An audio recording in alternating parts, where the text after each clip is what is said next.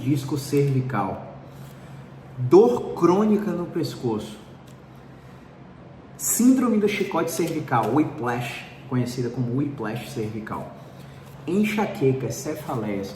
Será que é possível haver conexão entre todas essas disfunções, doenças ou diagnósticos? Será que é possível separar o joio do trigo para saber qual é o diagnóstico que o paciente tem? Ou será que a interconexão de sinais e sintomas, o que chamamos de overlap, está acontecendo em todas essas condições e fechar o diagnóstico para isso não ajuda no tratamento? Bom, eu quero que você preste muita atenção no que eu tenho para te falar hoje, porque esse vídeo pode te salvar de uma cirurgia ou de um procedimento desnecessário para diversas condições de dor crônica.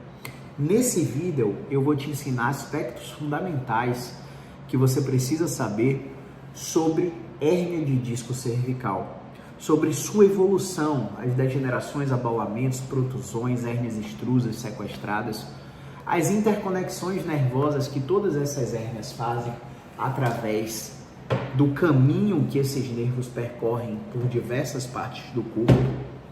Eu vou te mostrar quais são os sinais e sintomas e quando você deve se preocupar. Eu vou te mostrar quais são os sinais que um whiplash, um chicote cervical, quais são as características que o paciente pode apresentar.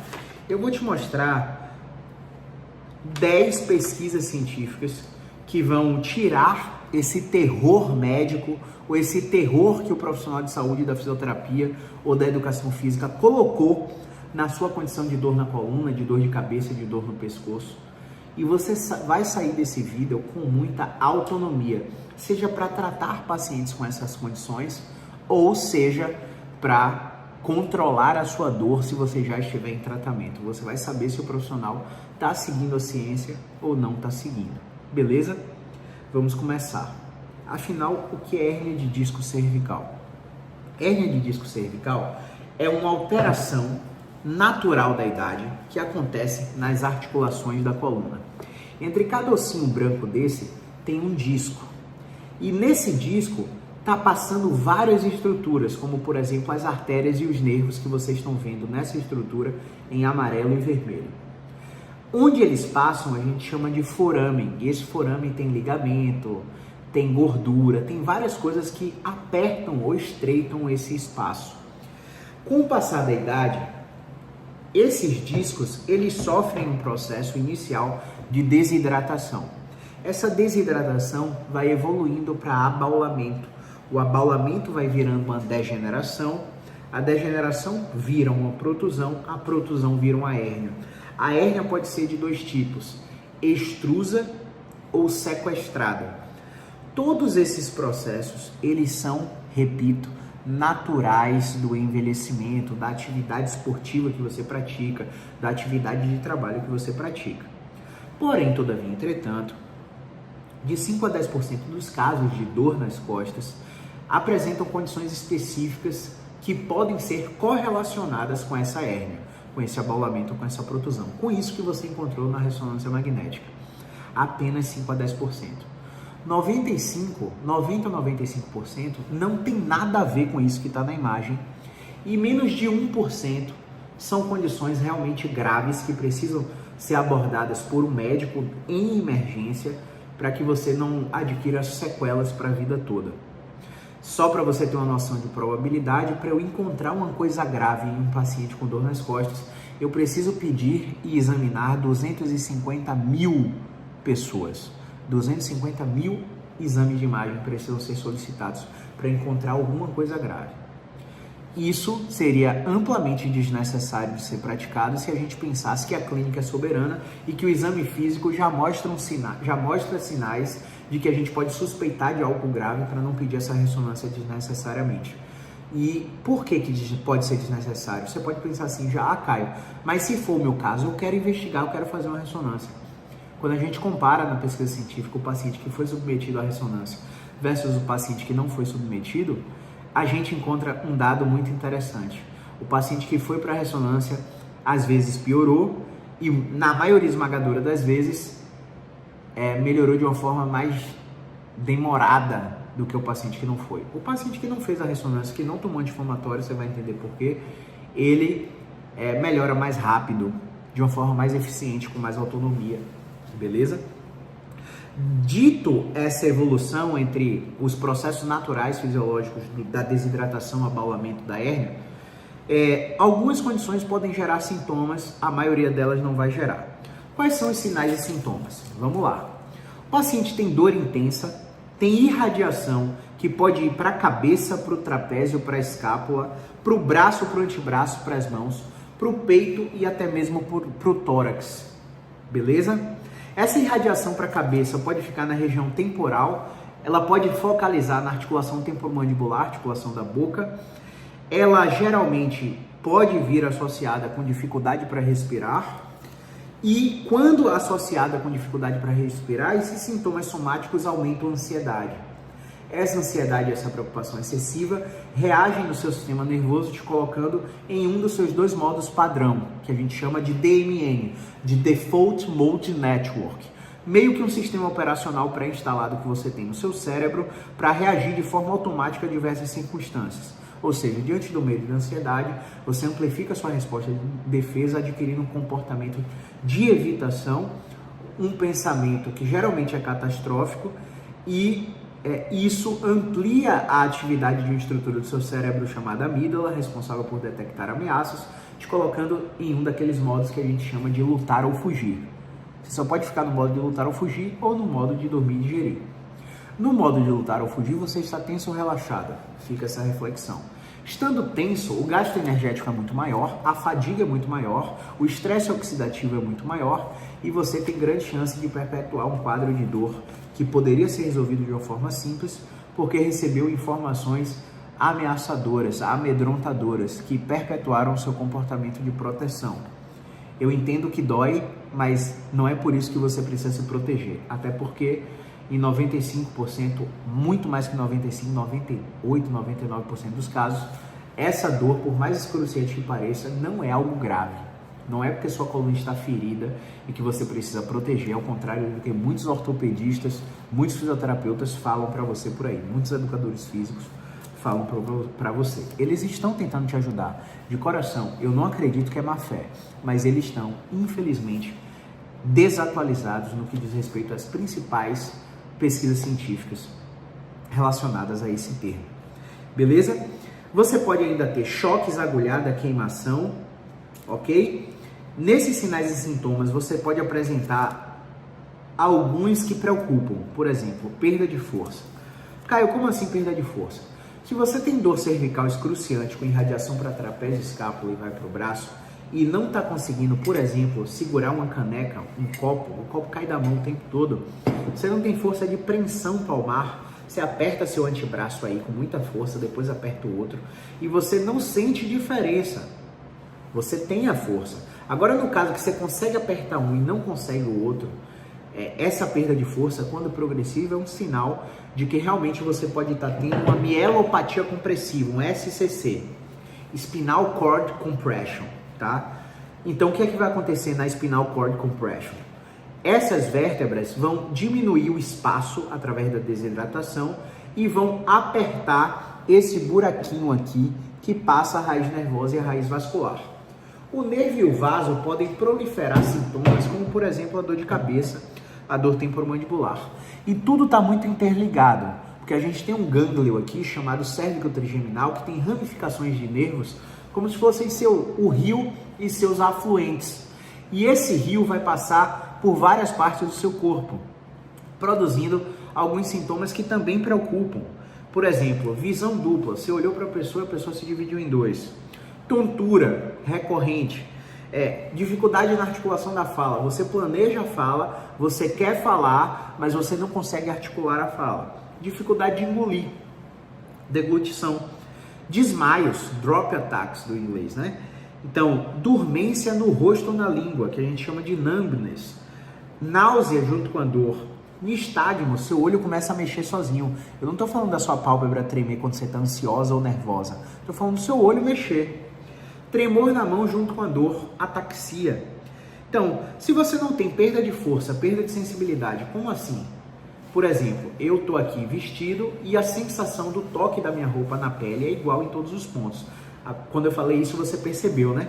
Que há uma sensação de habituação quando você entra em contato com alguma superfície, seu sistema nervoso habitua e você para de sentir o tecido na sua pele.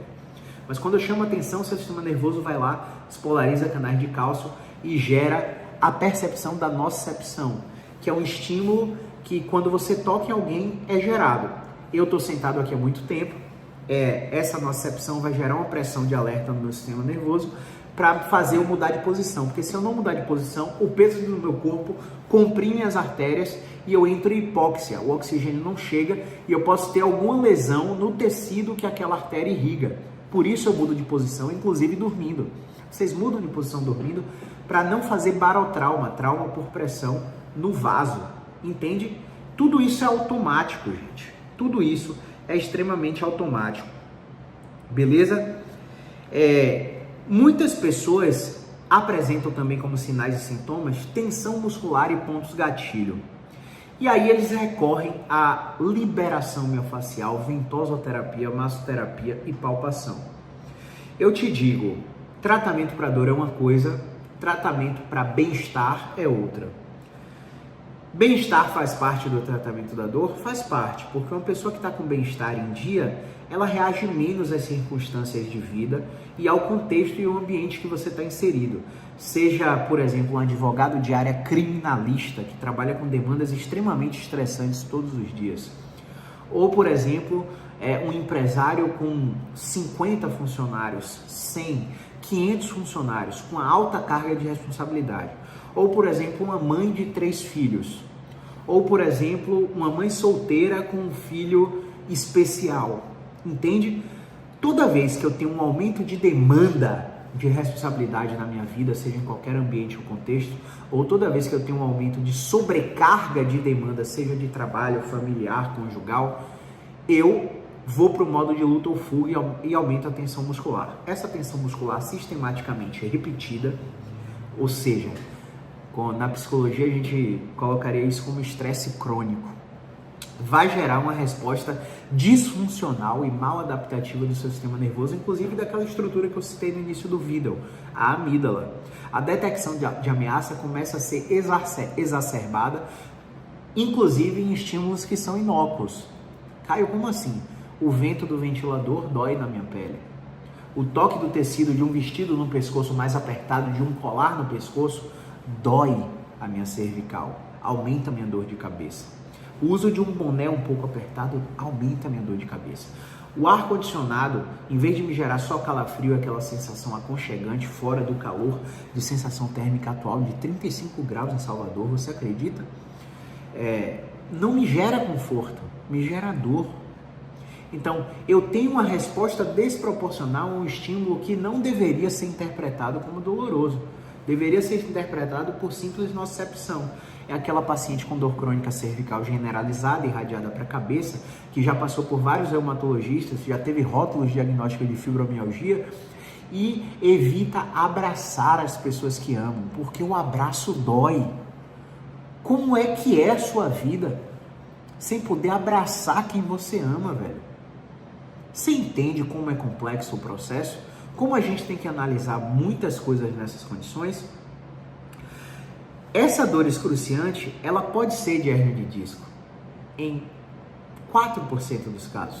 96% dessa condição aqui de hérnia, que aqui seria um modelo para ilustrar, né? Só que aqui essa hérnia seria na cervical, porque o tema do vídeo é hérnia cervical. 96% são tratados sem cirurgia, com tratamento conservador. E fazer essa liberação, essas palpações, massoterapia e todas essas terapias passivas, terapia manual, osteopatia, quiropraxia, vão te deixar dependente. Você vai ter uma melhora substancial por melhora do seu bem-estar por 24 horas, 48, 72 horas no máximo, depois seu problema vai voltar. E aí você vai ter que ficar pagando um profissional sempre para fazer aquelas sessões até perceber que seu corpo entrou em retroalimentação. Aquele estímulo não é mais necessário nem suficiente para promover algum alívio. Por isso que eu falo, sessão de bem-estar é uma coisa, sessão de tratamento da dor é outra. Se você quer bem-estar, você está no lugar certo. Procure seu liberador miofascial, seu ventosoterapeuta, seu osteopata, quiropraxista, seu massoterapeuta. Não está errado não. Você tem dinheiro para pagar, pode pagar. Só que o que eu vejo são pacientes que estão cansados e frustrados de diversos tratamentos sem eficácia terapêutica. Eles estão procurando tratamento da dor, mas estão recebendo sessões para relaxamento e bem-estar. Mais uma vez, relaxamento e bem-estar fazem parte do tratamento, mas não são o tratamento em específico. Liberação miofascial não tem plausibilidade. Biologicamente falando, nós temos dois tecidos conjuntivos, um denso e um frouxo. O tecido conjuntivo denso, ele é feito para dar sustentação e força. O tecido conjuntivo superficial, ele é feito para trocar seus íons, deixar os canais de cálcio livres para você trocar íons na membrana intracelular, nas 5 camadas da sua pele. Quando eu insiro uma pressão no tecido conjuntivo frouxo, eu gero um barotrauma, um trauma de pressão, uma microlesão. E essa microlesão gera um processo inflamatório. Esse processo inflamatório, ele altera a permeabilidade da membrana. E aí, aquele tecido conjuntivo frouxo, que seria funcional para trocar íons, começa a ter incapacidade de trocar os íons por causa do trauma da pressão da liberação miofascial, do Rolfing, do esteco e por aí vai. Você já deve ter percebido nessa altura do vídeo que eu não tenho rabo preso com nenhum método técnico ou protocolo, né? Eu tenho vários métodos no meu currículo, eu conheço várias formações, eu dou aula em algumas dessas formações, mas eu não me prendo a elas, porque elas são eficientes em demandas específicas, não para você que tem dor crônica. Continuando, aí eu gerando esse microtrauma, essa inflamação no tecido superficial, no tecido conjuntivo superficial, para acessar o tecido conjuntivo denso, que é denso porque Deus criou assim para dar sustentação e força. E aí eu vou lá com tanta pressão para afrouxar aquele tecido. Gente, qual que é a plausibilidade disso? Qual é? Não existe. Não existe plausibilidade para aplicar essas técnicas em pacientes com dor crônica. A não ser que ele já esteja em tratamento e queira relaxar e você tá lá, tá, tudo bem, eu quero só relaxar, eu não tenho expectativa de tratar dor. Só que os pacientes que eu recebo, eles estão sendo enganados. Eu quero uma sessão de liberação miofascial porque trata dor, e o profissional vai lá e fala que trata. Eu quero uma sessão de osteopatia, de quiropraxia, porque trata dor.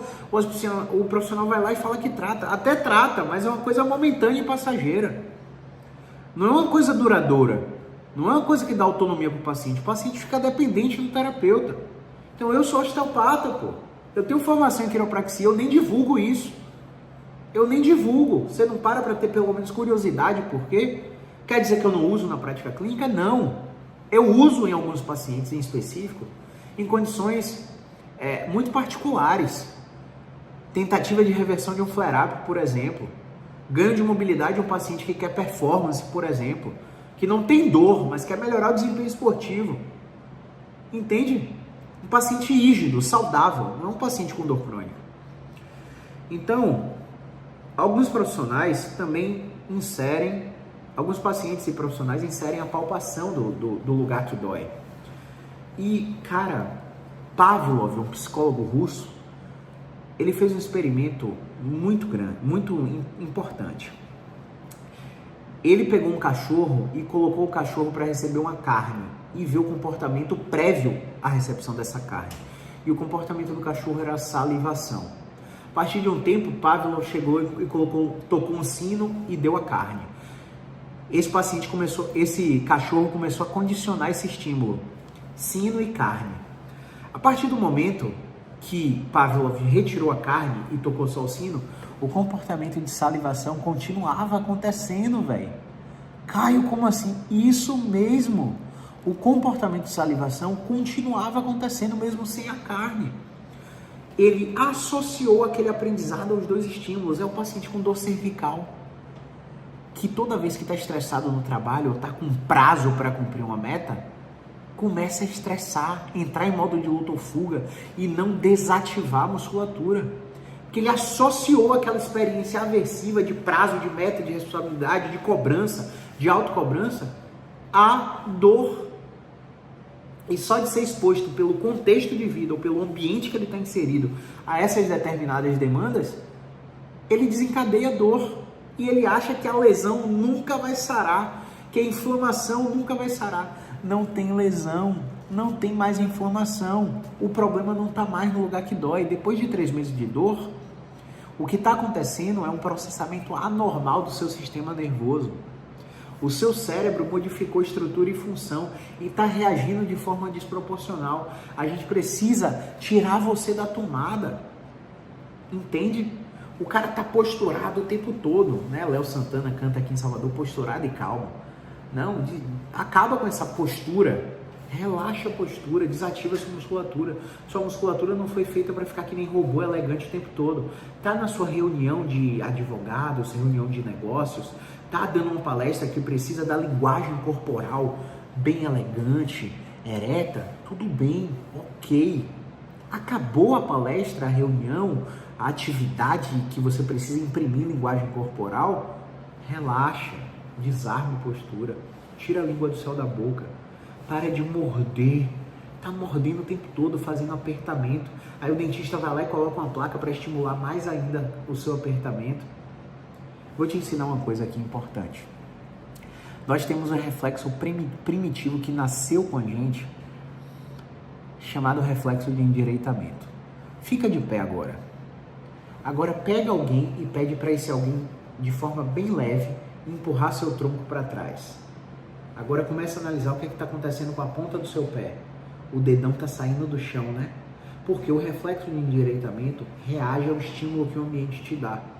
Então, se você empurra, se alguém te empurra para trás, automaticamente sua musculatura tenta empurrar a pessoa para frente para você não sair do centro gravitacional.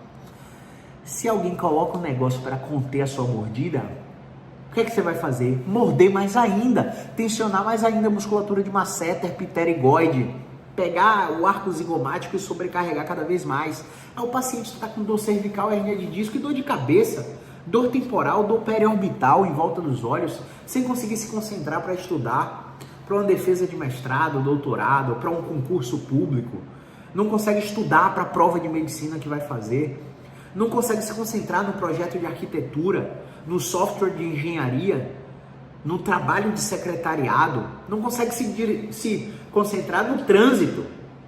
E aí do nada desencadeia a tontura, que é mais um sintoma somático amplificado pela ansiedade. Aí cai aonde? Na rotina de um otorrino que faz prova de calor, manda pro fono, faz vários testes audiométricos, visuais, otorrinolaringológicos, otoneurológicos. Para quê? Para te dar um rótulo de labirintite. E aí você cai em vertigens e labirinto para suprimir todos os 2 labirintos, quando na verdade você pode estar só com uma tontura completamente inespecífica, somato-emocional, ou como você pode estar com uma vertigem posicional paroxística benigna, que é quando os tais cristais saem lá dos utrículos, entram nos canais semicirculares do seu pavilhão auditivo, do seu sistema vestibular, e você desencadeia a tontura. Aí quando você chega no fisioterapeuta músculo-esquelético, que domina não só as áreas de dor crônica, como também de reabilitação vestibular, o cara faz uma manobra, te coloca de cabeça para baixo, roda seu tronco, levanta você, deita você, o cristal está no lugar e acabou sua tontura. Aprenda uma coisa, o sistema te quer doente. O sistema, ele lucra com você doente, ele não quer que você se reabilite. A maioria das coisas que o sistema te oferece não é para melhorar a sua saúde. Eu sinto muito se você não aprender isso pela oportunidade, porque aprender isso aí pela dor é doloroso demais. O sofrimento é muito grande. Quando você está com 3, 4, 5, 6 tratamentos refratários que não funcionaram e a frustração começa a gerar depressão, sua depressão amplifica todos os seus outros sintomas, você já começa a não se relacionar bem, o casamento vai por água abaixo, suas relações entre amigos, suas relações familiares, Você se torna uma pessoa impetuosa, completamente reativa. Tudo porque não foi tratado de maneira adequada quando sua condição era aguda. Tudo porque não recebeu as informações científicas que eu vou te dar nesse vídeo quando sua dor tinha um prognóstico extremamente favorável. Nocebo. Nocebo é o reforço negativo de uma crença que não está pautada nas pesquisas científicas, e os profissionais de saúde são retados para fazer isso. Te amedrontar ao invés de te encorajar, te estimular a evitar ao invés de estimular a enfrentar. Por que você não pode ficar se palpando? Porque esse aprendizado associativo do Pavlov com o cachorro acontece com você. Você acha que tem ponto gatilho e desfazer isso vai melhorar. Você desfaz, melhora, 72 horas está igual. Você faz acupuntura, faz dry needling, enfia agulha, faz massoterapia, melhora, 72 horas você está igual. Seu cérebro já aprendeu que você está com dor e você está palpando. Você começa a palpar e fica hipervigilante. Ou seja, tudo que você dá atenção cresce. Você tem uma ampliação do foco para aquela condição. E quanto mais foco você dá, mais você sente a dor. Faz sentido? Faz sentido? Se faz sentido, curte esse vídeo, se inscreve no canal, compartilhe esse vídeo nos seus grupos de WhatsApp. Quem sabe você não ajuda outra pessoa a sair de uma cirurgia ou de um procedimento desnecessário. Todos os dias aqui no canal tem vídeos novos sobre diversas condições crônicas, e se seu problema não for cervical, whiplash, hérnia, enxaqueca, cefaleia, eu tenho certeza que se você colocar meu nome aqui no canal, Caio César mais o problema, você vai achar algum vídeo que pode te ajudar, beleza? Me segue também em todas as redes sociais, Instagram, TikTok, Twitter, Facebook, porque todos os dias tem conteúdo novo lá para te ajudar a tratar a dor sem medicações e sem cirurgias, ok? Vamos continuar o vídeo. Bom, você já entendeu por que liberação miofascial não é efetiva, ventosa não é efetiva, ficar se apertando, se monitorando, hipervigilante não vai te ajudar a tratar essa condição de dor crônica. Agora eu vou tirar você de um mito que muitos profissionais te colocam. Muitos profissionais te falam que as sensações e sinais e sintomas que eu reportei aqui para você vêm do músculo. Então vamos alongar porque está encurtado. Ou vem da articulação. Então vamos fazer mobilidade, porque você está sem mobilidade. Ou então vem do nervo. Nossa, alonga esse nervo aí que o nervo está embolado, está preso. Ou então vem do ligamento. Vai fazer fisioterapia, fazer choquinho, calorzinho, infravermelho, né? Fazer ultrassom, alongamento, fortalecimento. Ou então vem da cápsula.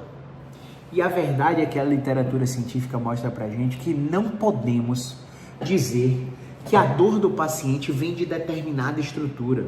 Porque, como eu disse antes no vídeo, a dor crônica se dá por um processo anormal de todo o sistema nervoso e não somente de uma estrutura em específico. Tá bom? Quando que eu devo me preocupar? Quando eu tenho perda de força progressiva, perda de sensibilidade, né? Eu pego na minha pele o toque, eu não sinto o toque em um braço, não sinto um toque em um ombro, não sinto o toque de um lado do pescoço, só sinto do outro. Ter uma sensibilidade aumentada ao ponto do meu terno aqui, ó, do meu blazer, tocar no pescoço e eu sentir dor é uma coisa. Agora, botar o blazer para passar aqui no pescoço e eu não sentir o toque do tecido é outra, completamente diferente. Estou falando de perda de força, de seu copo cair da mão, e estou falando de perda de sensibilidade, ao ponto de alguém tocar na sua mão, no seu braço, e você não sentir, beleza? Se eu tenho incontinência urinária ou incontinência fecal junto com a dor, se eu tenho anestesia em cela, que isso? Dormência na genital, na vagina, no testículo, no pubis. Isso é um sinal do SCC, né? O Spinal Cord Compression, né? A compressão medular, uma possível mielopatia, uma possível síndrome de Caldequina, né? Isso acontece muito na lombar, mas pode acontecer também com compressões cervicais. Né? Se eu tenho febre junto com a dor, um sinal de infecção, se eu tenho perda de peso sem motivo, vai investigar isso. Perder peso sem descobrir uma diabetes, sem mudar a alimentação, sem iniciar uma nova atividade física, sem estar passando por uma situação de muita ansiedade, de muito estresse, com alta carga de responsabilidade, cobrança e prazos. Perder peso sem motivo não é um sinal mecânico. É um sinal orgânico. Vá no médico amanhã. Não vai em fisioterapeuta, não. Vai investigar para afastar alguma condição grave, que acontece, repito, em 2%, menos de 1% dos casos. Mas acontece. E você não está jogando na loteria, né? Vá se certificar que essa perda de peso não tem uma condição grave por trás, ok? Whiplash cervical. Já ouviu falar? Bom, a síndrome do chicote cervical acontece principalmente em acidentes, traumas intensos, colisões de veículo, colisões frontais, batida de carro. Você está com o cinto prendendo o seu corpo e o seu pescoço faz esse movimento, ó, com a batida. Esse movimento gera uma laceração, o que eu vou chamar de esgaçamento da medula, que é tudo que está aqui dentro da sua coluna. Imagine a sua coluna sambando com a colisão. Você veio, bateu o frontal e a coluna fez assim, ó.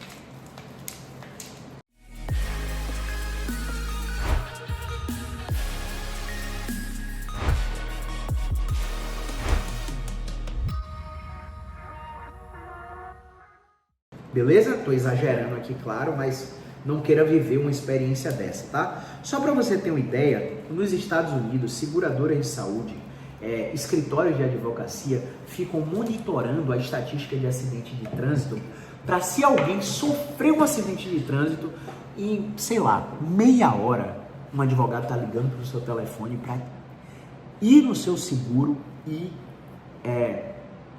resgatar o seguro ou processar o governo, esqueci o termo, para que você ganhe indenização. Porque a síndrome do chicote cervical, esse esgaçamento, essa laceração medular com esse movimento brusco que acontece no pescoço, ele não gera repercussões somente de dor cervical e tudo isso que eu te falei. Ele gera sintomas neurovegetativos do sistema nervoso autônomo, por exemplo, tremores na mão, sudorese excessiva, calafrios, diarreia, sensação de arritmia, palpitação, né? Você pode ter visão dupla, né? Como eu falei lá no início, né? Você pode ter visão dupla, tontura, dificuldade de fala, dificuldade de deglutição, desmaios, dormência no rosto, na língua, seu olho mexer sozinho. Sintomas autonômicos, sintomas de pacientes que tiveram lesão medular, só para você ter ideia. É uma condição de extremamente difícil de manejar e que precisa de uma abordagem multimodal, com fisioterapeuta, médico da dor e psicólogo TCC ou ACT. São especialidades específicas da psicologia que conseguem ajudar nossos tratamentos médicos e fisioterapêuticos a serem cada vez mais confortáveis, vamos dizer assim. Tratamento em conjunto, não existe tratamento isolado, tá bom? Uma vez que você entendeu esses aspectos, esses sinais e sintomas, eu preciso te dizer que a cervical manda um nervo para a cabeça também, que assim como você pode ter dor na TM, você pode ter dor de cabeça, dor temporal, dor em volta dos olhos, como eu falei, dor na base do crânio, né? Tá intimamente ligada, por exemplo, à síndrome do rabo de cavalo, mulher que fica com o cabelo preso muito tempo, prendendo o couro cabeludo é inervado por um nervo acessório que sai da segunda vértebra cervical. Portanto, disfunções na cervical podem gerar dor de cabeça no couro cabeludo, e disfunções no couro cabeludo, como por exemplo você ficar com o cabelo preso muito tempo em rabo de cavalo, podem gerar disfunções na coluna cervical também. É para não usar nunca mais? Não, é para usar com moderação, só isso. Tudo é equilíbrio na vida. Então existem vários tipos de dores de cabeça, entre as diversas conhecidas pela Sociedade Internacional para o Estudo da Dor de Cabeça, da Sociedade de Cefaleias, temos algumas que são bem prevalentes. Por exemplo, a migrânia, conhecida como enxaqueca, caracterizada por dor que dura no mínimo 72 horas. Pode virar migrânia crônica, enxaqueca crônica, que tem episódios de até 15 dias, ou enxaqueca crônica diária, onde todo santo dia a paciente tem dor de cabeça. Associada a náusea, ânsia de vômito, fotossensibilidade, sensibilidade à luz, sensibilidade a cheiros e sons. Enfim, temos 33 gatilhos conhecidos pela literatura científica que podem desencadear a enxaqueca. A enxaqueca tem algumas fases, entre elas o pródromo. O paciente que tem enxaqueca, ele sabe exatamente quando ele vai ter dor de cabeça, ele sabe quando a crise vem. porque ele começa a ficar sonolento, ele começa a ficar com vontade de comer doce. O paciente com enxaqueca, ele começa a ficar tonto, ele sabe que ele está naquela fase, e aí é nessa fase que é importante que o neurologista cefaliatra, não é um qualquer neurologista, o neurologista cefaliatra te acompanha, porque existe uma classe de medicação chamada triptano, que são abortivos de crise, e se você tiver no pródromo, que é essa pré-fase da enxaqueca, você usar um triptano pode abortar a crise e você ir direto para aquela fase pós-enxaqueca, que é uma fase que eu esqueci o nome agora, se eu lembrar eu discorro aqui no vídeo, mas essa fase pós-enxaqueca você vai ter ressaca, vai querer ficar de cama, mas não vai passar pelaquela crise que dura no mínimo 72 horas. Geralmente é uma dor pulsante de um lado da cabeça, mas pode acontecer dos dois, que te deixa praticamente acamado. E na enxaqueca, o paciente ele tem comorbidades, ele tem rigidez no pescoço, ele tem tensão no nervo que vai para o braço, que sai do pescoço. E quando a gente trata as comorbidades, esse paciente da dor de cabeça diminui a frequência das crises, diminui a intensidade da crise e diminui a necessidade de consumo de medicação. Consumo de medicação nesse perfil de paciente com síndrome de chicote cervical, com dor cervical aguda, com crise de hérnia de disco no pescoço, com enxaqueca, é altamente incapacitante. O consumo de remédios nesse perfil de paciente pode gerar hepatotoxicidade, gerar uma cronificação de problemas hepáticos, gastroenterológicos e até intestinais, como sangramento digestivo. Amplificar uma retrocolite ulcerativa, por exemplo, intensificar uma síndrome de ovário policístico, uma crise por mioma de útero, uma dor de estômago, né? E todos esses sintomas vão gerar ansiedade e preocupação em quem está sofrendo, que vai amplificar ainda mais os sintomas. Gente, o buraco realmente é muito mais embaixo, como eu gosto de dizer. Tá? Então, todas as condições estão interconectadas. Inclusive, nesses tipos de dores de cabeça que podem ser originários do pescoço, está a cefaleia cervicogênica, onde há uma obstrução de movimento na amplitude de movimento do pescoço, e isso gera dor de cabeça, dor na base do crânio. Também pode estar associado a um outro tipo de dor de cabeça chamado cefaleia tensional, onde por uma simples palpação de músculos específicos do pescoço, do trapézio, da ATM, há a reprodução da dor na cabeça.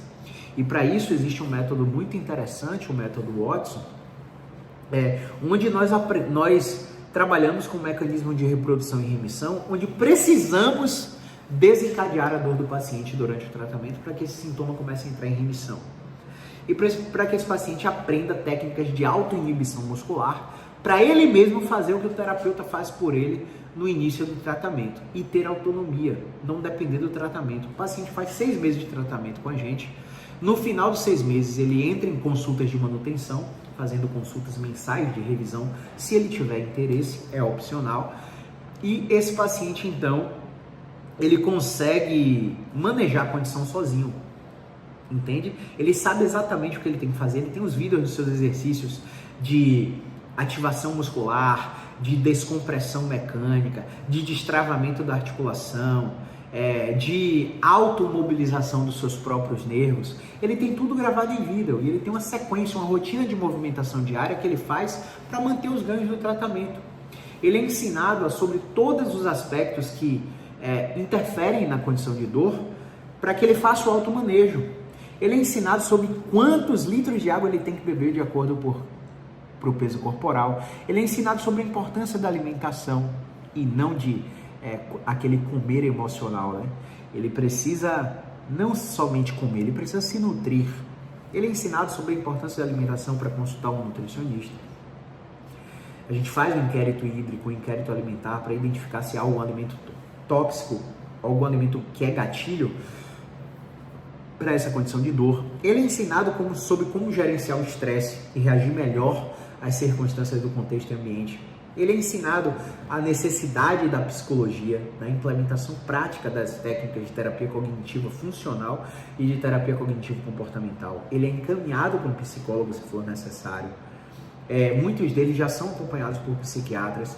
Mas fazer o acompanhamento com o psiquiatra sem ter a terapia para desmamar o que o psiquiatra passa ou para agir em conjunto, não dá recurso cognitivo, recurso de pensamento para esse paciente manejar a condição quando ele vier. Toda vez que ele estiver se sentindo autocobrado, com cobrança externa, com demanda de responsabilidade, com sobrecarga de trabalho, com sofrimento psicológico, ele vai precisar do remédiozinho.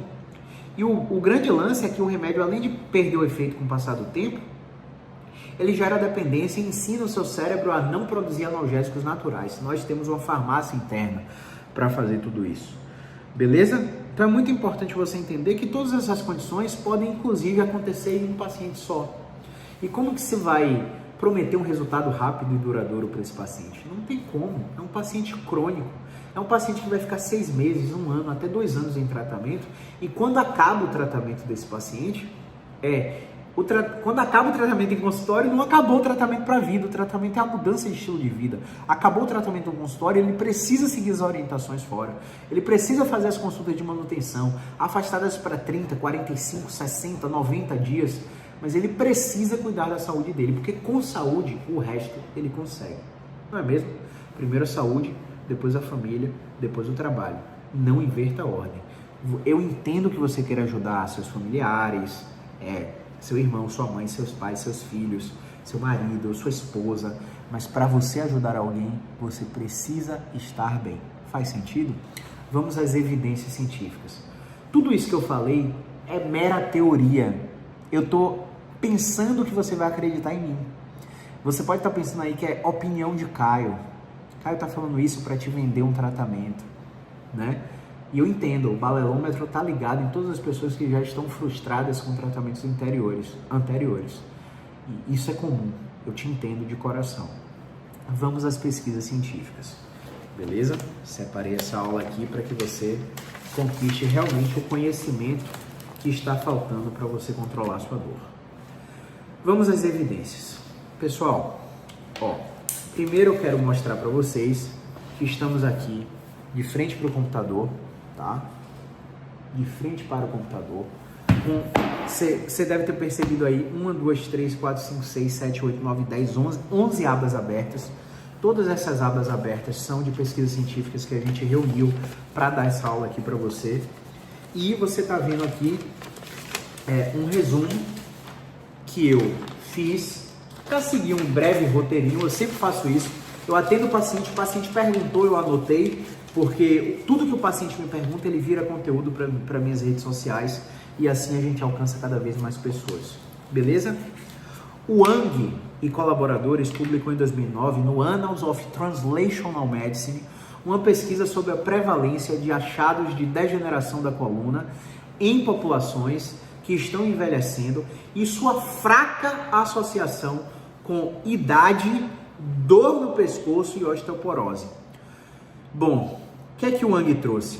O Wang trouxe que 98,1% dos indivíduos pesquisados, beleza, através de ressonância magnética com janela em T2 no eixo sagital, de 272 homens e 152 mulheres, 98,1% desses indivíduos apresentavam mudanças degenerativas com alta prevalência na transição C5-C6, mas que isso tinha fraca conexão com dor no pescoço e osteoporose, ao contrário do que muitos fisioterapeutas e ortopedistas te falam, não é mesmo?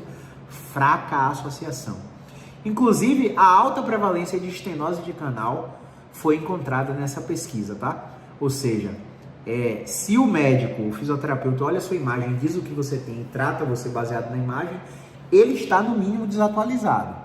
Eu entendo que há 5, 10, 15 anos atrás a gente fazia isso, mas hoje em dia é iatrogênico, é ajudar o paciente a piorar.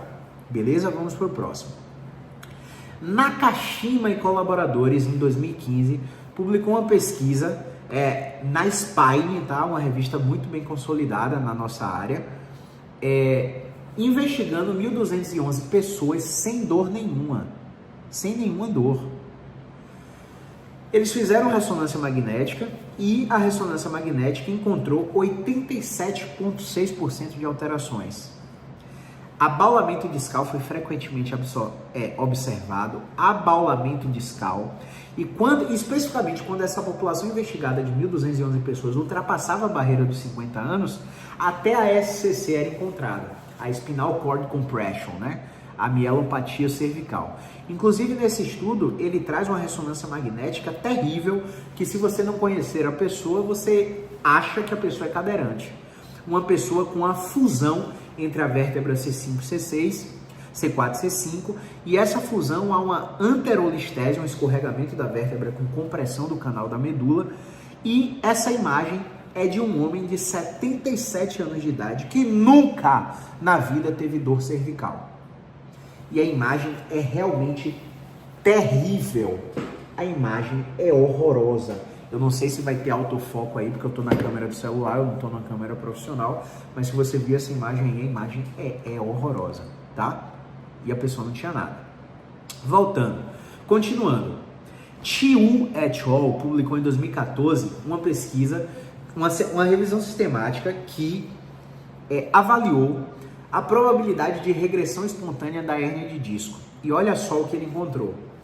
Quando a hérnia era sequestrada, ou seja, aquilo que eu falei no início do vídeo, é o pior tipo de hérnia que você pode ter, do ponto de vista da imagem, quando a hérnia era sequestrada, 96% foi regredida com o tempo. 70% foi regredida quando a hérnia era extrusa. E quando era protusão, 41% houve regressão. Lembrando que essa pesquisa é realizada em indivíduos que são assintomáticos, tá? Pessoas que nunca tiveram dor. E aí, a média de resolução completa na hérnia foi de 43% para sequestro de hérnia sequestrada, e 15% para hérnia extrusa.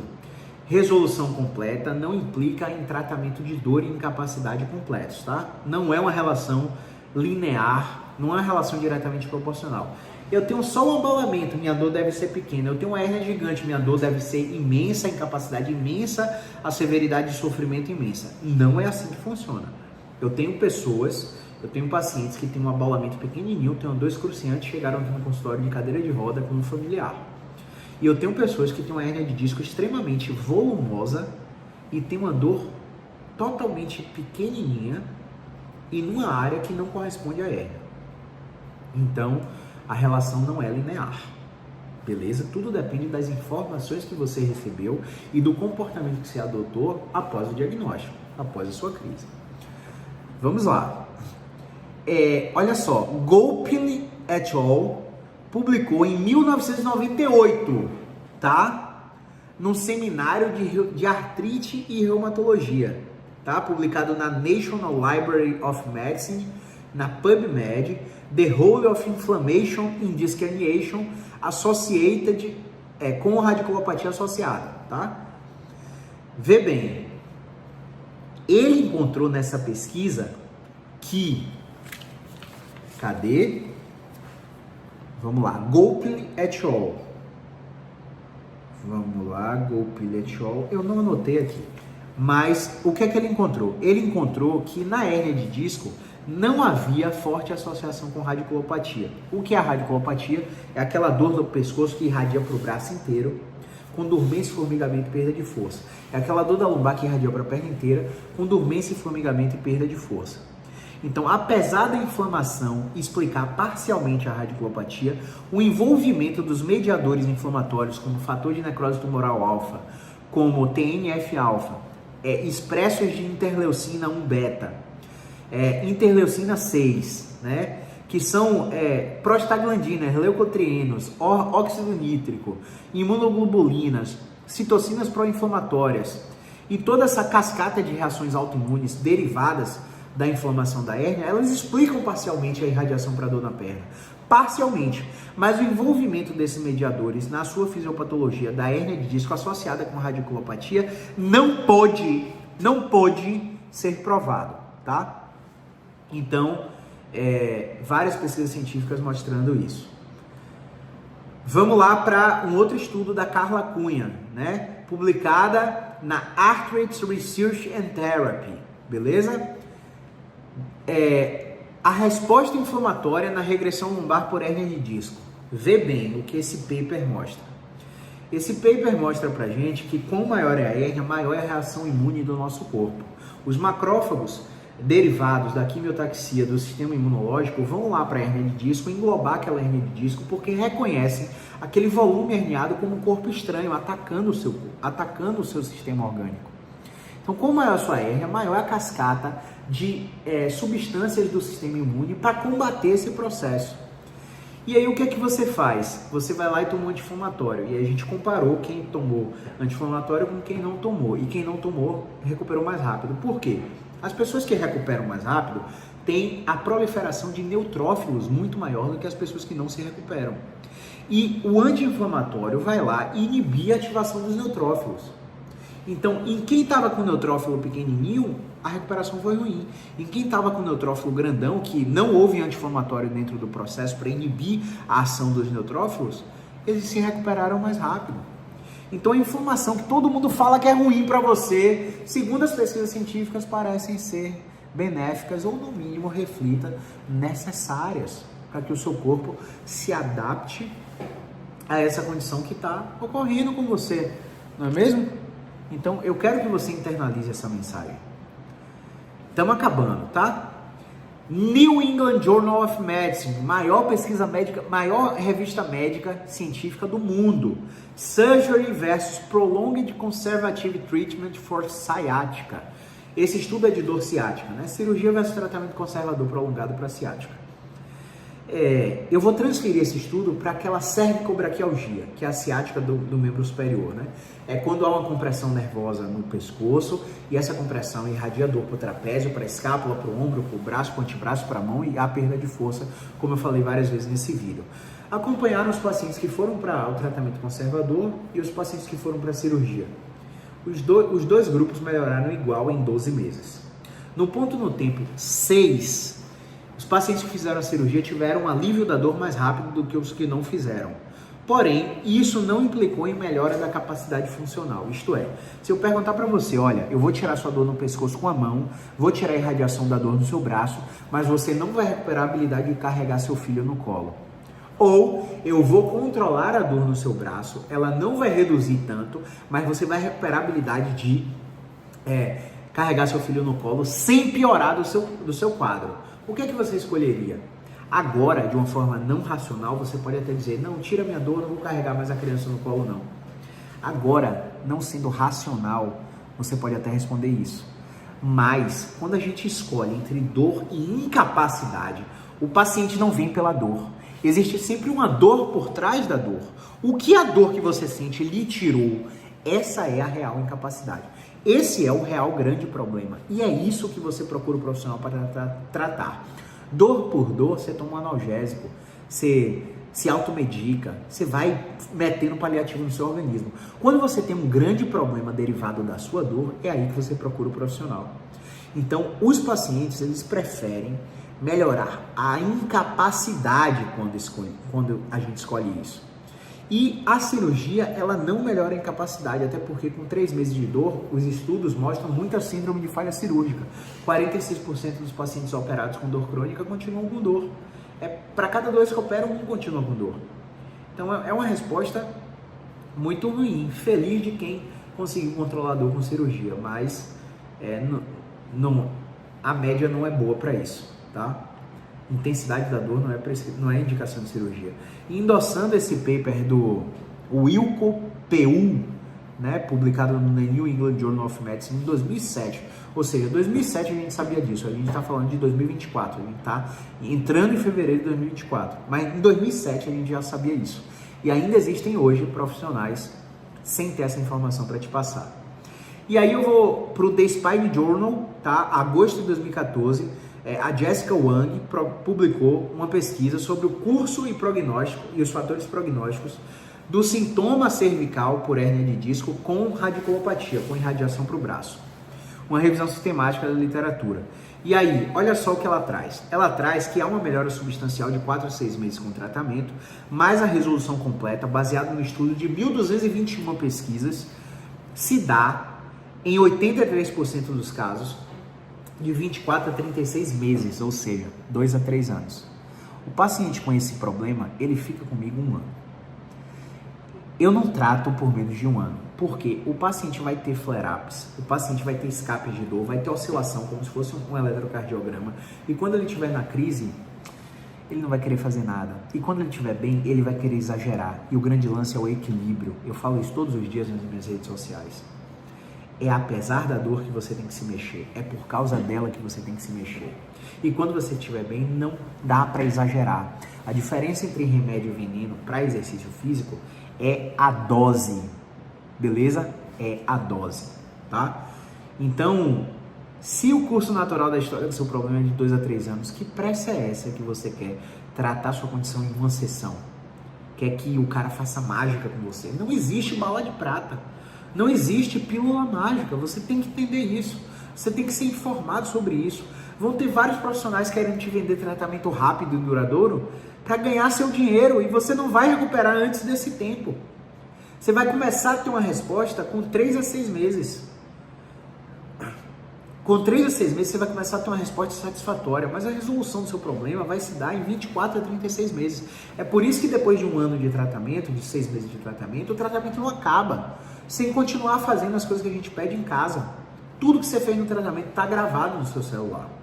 Beleza? Então, e ainda assim, 83% dos casos, ou seja, 17% ainda tem falha de tratamento. Então a gente precisa entender isso. Aí uma coisa que é muito interessante, que também foi publicado pelo Stephanie Mathiasson no The New England Journal of Medicine, e esse paper é de 2017,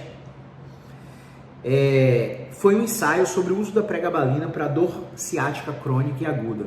E mais uma vez eu transferi as respostas desses artigos para dor cervical irradiada. Usar pregabalina, além de ser placebo nessas condições, geram efeitos colaterais. Então, às vezes o paciente tem náusea, às vezes o paciente tem tontura, o paciente fica letárgico, não funciona para nada no outro dia de manhã. Aumenta a dose do remédio, geralmente reumatologista, médico da dor, ortopedista, passa muito isso para vocês. Cuidado, cuidado. A diferença entre remédio e veneno é a dose. Então pode ser que esse remédio esteja pensa bem comigo, o paciente está em crise de hernia de disco, com irradiação de dor para a cabeça, irradiação para dor no trapézio, irradiação para dor no braço, dormência e formigamento na mão, tontura, ansiedade. Aí você bota um remédio no sistema que, além de ser placebo, gera mais tontura, gera náusea. Você acha que esse paciente vai aumentar ou diminuir a ansiedade? Desculpe falar dessa maneira com você no vídeo, mas tem coisas que a gente recebe em consultório que não dá pra gente conseguir aceitar, infelizmente. Desculpa por ser tão incisivo com você, por querer abrir sua cabeça e colocar um chip dentro para você entender que o sistema te quer doente. Você acha que amplificar tontura e náusea num paciente desse vai aumentar ou diminuir a ansiedade?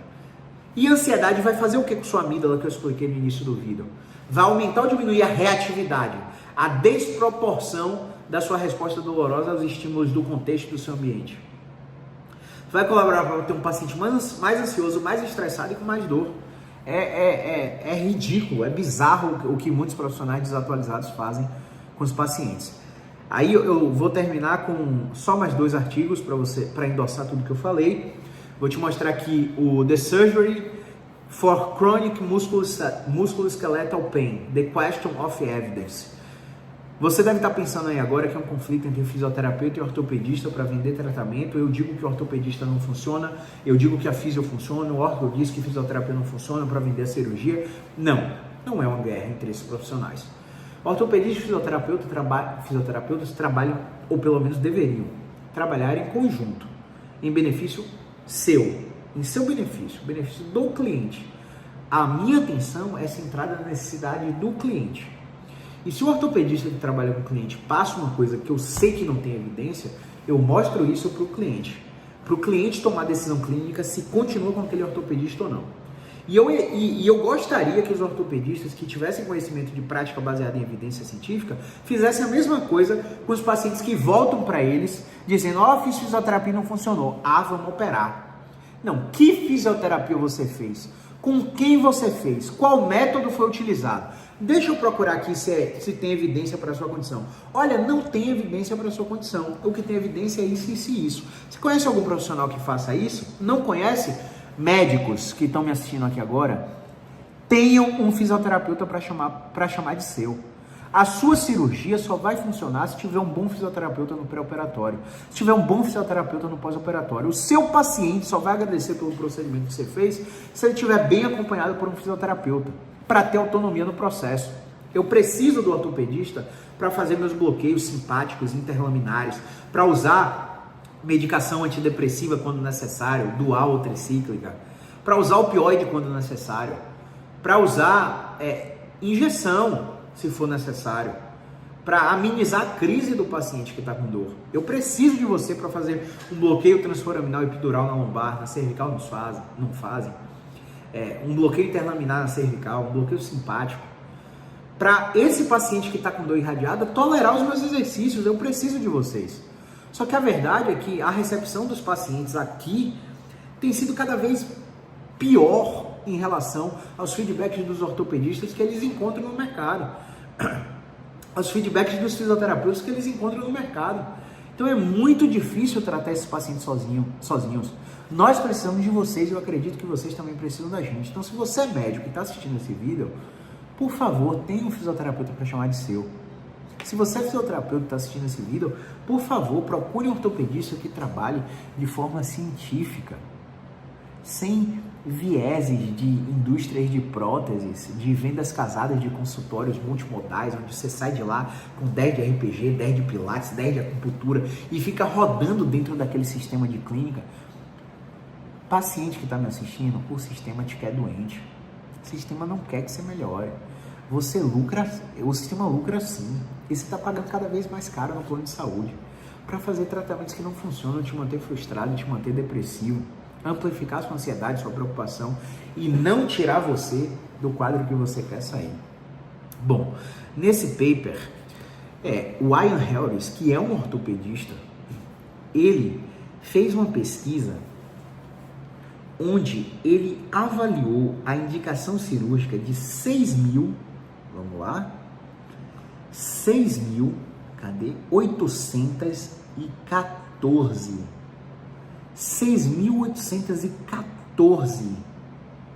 procedimentos que foram indicados. Entre eles, debridamento osteoartrítico, artroplastia de joelho, né, artroplastia de quadril, total hip replacement, né, descompressão subacromial, artroscopia de ombro, excisão acromioclavicular, reparo de manguito rotador, osteotomia tibial, síndrome de túnel do carpo, substituição discal, fusão de coluna, laminectomia lombar, cirurgia para estenose espinhal lombar com claudicação neurogênica, o paciente que tem estenose de canal, ele pode mancar, né, na lombar. Então, o que ele encontrou, pessoal? De 6.374 indivíduos estudados, gente, 14% realmente tinha indicação da cirurgia. O que esse dado mostra para você? Gente, 6.374 indivíduos estudados. 14% eram favoráveis para a cirurgia. Apenas 14%. O Ian Harris também publicou um livro que, se você não tiver limitação da língua inglesa, você vai comprar. Surgery, The Ultimate Placebo. Basicamente, você está com a hernia de disco cervical e está pensando em operar. Você quer fazer uma laminectomia, uma disectomia, uma vertebroplastia, enfim, um procedimento que seu médico mandou, sugeriu. O que esse pesquisador, esse ortopedista fez? Ele pegou vocês e dividiu em dois grupos. Um grupo foi para cirurgia de verdade e o outro foi para cirurgia de mentira. Caio, como assim cirurgia de mentira? Você faz a consulta pré-anestésica, todos os exames cardiológicos, você faz a sedação, vai para o centro cirúrgico, apaga, fazem a incisão da cirurgia e não fazem a cirurgia. Fecham você e devolvem você para o acompanhamento ao longo de 6 meses e 12 meses. Ao longo de 12, eu acho que teve pesquisa que foi até 2 anos de acompanhamento. Ao longo desse tempo de acompanhamento nessas pesquisas, os pacientes que fizeram a cirurgia de verdade e os pacientes que fizeram a cirurgia de mentira melhoraram da mesma maneira. Então parece que o ritual cirúrgico, com a expectativa do paciente, acreditando que vai realmente corrigir o fragmento herniado, você vai corrigir o fragmento herniário, você vai descomprimir o nervo. Tem um impacto terapêutico absurdo, né? A gente não pode negligenciar o efeito placebo. O efeito placebo acontece. E eu estou mostrando isso aqui para desmistificar as crenças que vocês têm a respeito de diversos tratamentos que são oferecidos. E eu não vou me alongar, eu vou terminar esse vídeo aqui agora. Mas para você não dizer que eu não sou a favor da cirurgia, em 2023, hoje a gente está com a marca de 7.300 pessoas atendidas em 10 anos. Em 2023, a gente fez o controle absoluto através das fichas de avaliação e 2 pacientes foram para a cirurgia. E aqui eu tô com uma pesquisa que não é um ensaio clínico randomizado, é um estudo é um corte prospectivo observacional, ou seja, não dá para a gente inferir eficácia da cirurgia no problema, mas ele compara a laminectomia com fusão da coluna versus a laminectomia sozinha. E ainda não está claro qual dos 2 métodos é mais efetivo, mas essa pesquisa do Cotter, publicada em 2020, mostrou que o déficit motor, o déficit sensorial e as funções esfincterianas